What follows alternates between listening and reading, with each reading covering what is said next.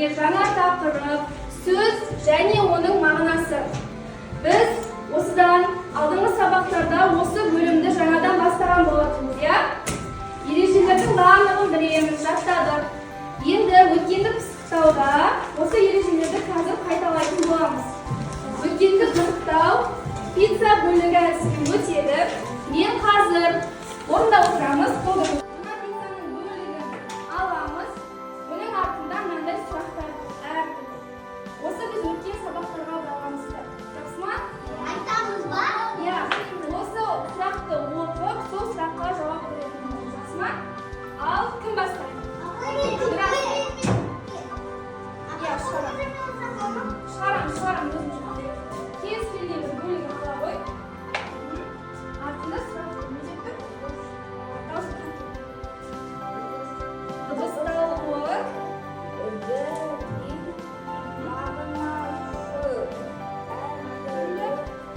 сөздерге мысал айтады. Балалар, дыбысталуы бірдей, бірақ мағынасы әртүрлі сөздерге мысал айтады.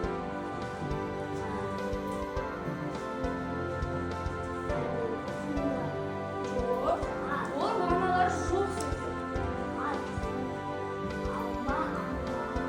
Алма жейміз. Алма. Тамаша. Айтасыз ба? Тыңдаймыз. Тамашамыз. Көресің.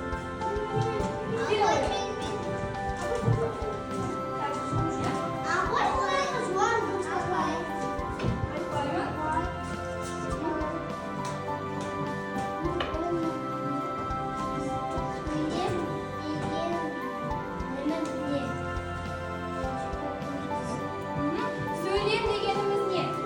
Ал, сөйлем өттік.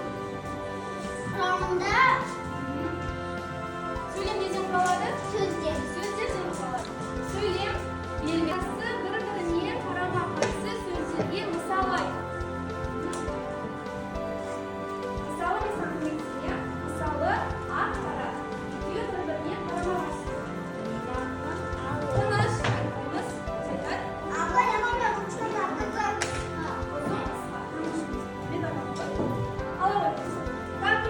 Жаңа тақырып осы сөз және оның мағынасы. Біз алдыңғы сабақтан бері қайталап келе жатырмыз. Сөз дегеніміз заттың немесе құбылыстың атауы екенін білеміз. Яғни кез келген сөз белгілі бір мағынаны білдіреді. Сөз мағынасына қарай үшке бөлінеді. Жаңа атап өттік. Мәлімет қара. Енді балалар, бірінші жаттығуға назар аударамыз. Оқулықты ашамыз. Мәтіннің тақырыбы Дидар ұқыпты бала. тамаша. Мәтіннің тақырыбы Дидар ұқыпты бала. Енді балалар, мәтіні мен оқимын. Сендер кітапқа қолдарыңды қойып қарап отырыңдар. Бәріміз қолымыз қоямыз. Кітапқа. Қойдық па? Тамаша. Мен оқимын, тыңдаймыз. Тақырыбы Дидар ұқыпты бала. Дидар күнде ерте тұрады. Терезені ашып, бөлмесін ауасын тазартады. Төсегін өзі жинайды. Киімі үнемі таза болып жүреді. Дидар ұқыпты, тиянақты бала.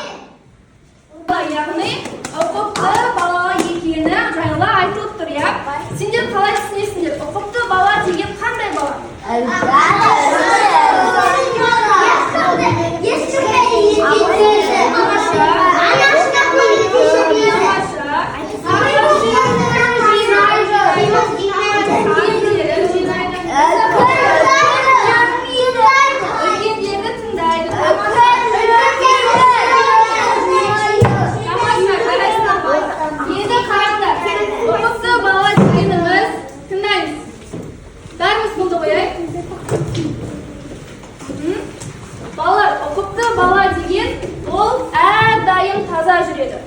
Таңертең ұйқысынан оянып, бетін, тісін барлығын жуып, таза жүреді.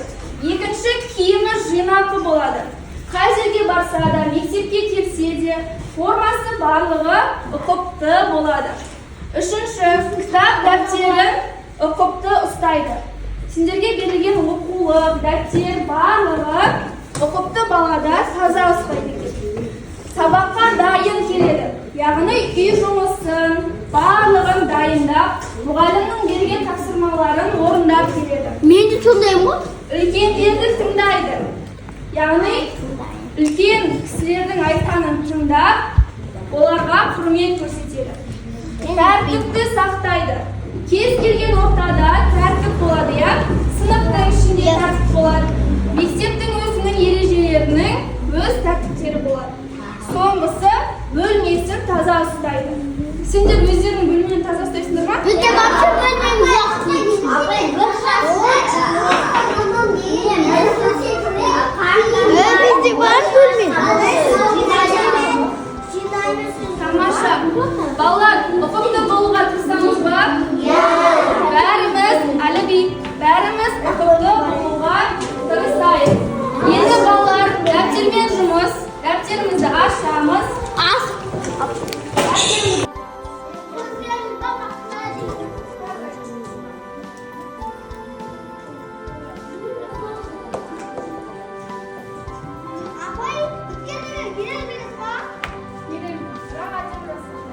Балалар, екінші жапты мақта өсімдік. Сен досыңды мақта. Байқадың ба? Қандай сөздер?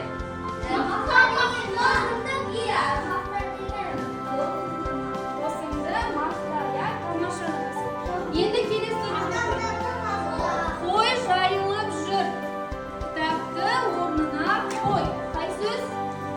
Қой сөзі.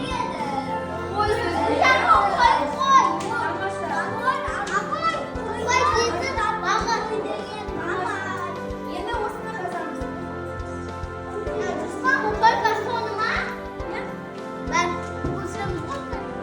Әдемілеп, балалар, көркем.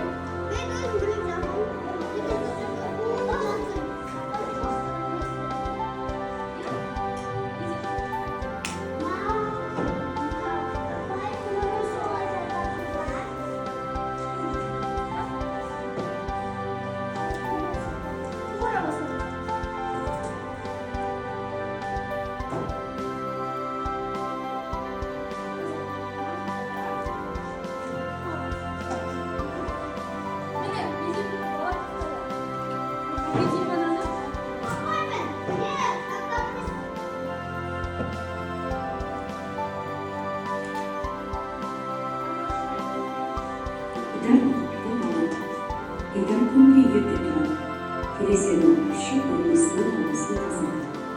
Төсегін көзі жинайды. Киімі үнемі таза болып жүреді. Егер уақытта темірді болады. Осыны қазір орындайсыңдар. Асма? Ол жерде ол нүктенің орнына жақшадағы сөздіктерін қойып жаз. Бұл жерде балалар мағыналас сөздер берілген. Бір-біріне мағынасы жоқ сөздерді дұрысын қойып жазасыңдар. Асма? Жоқ. Қазір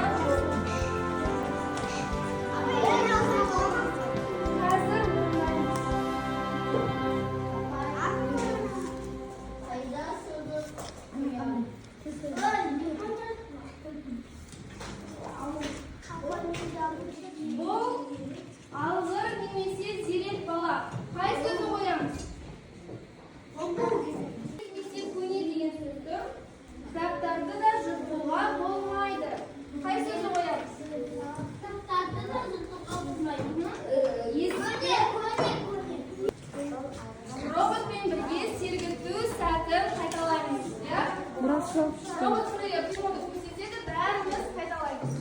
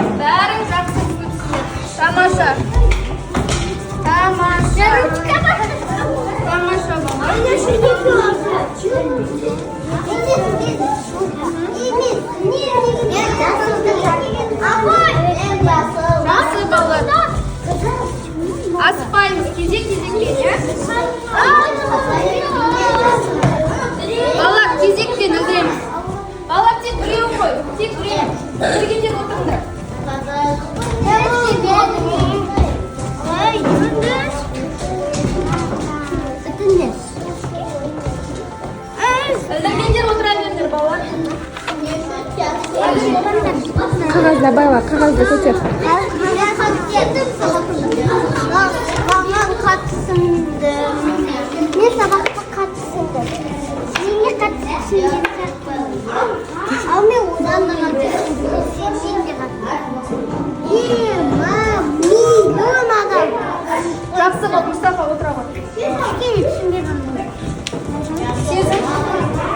Сезім жақсы, түсінікті. Айкөркем, орташа. Тамаша балалар. Сабақ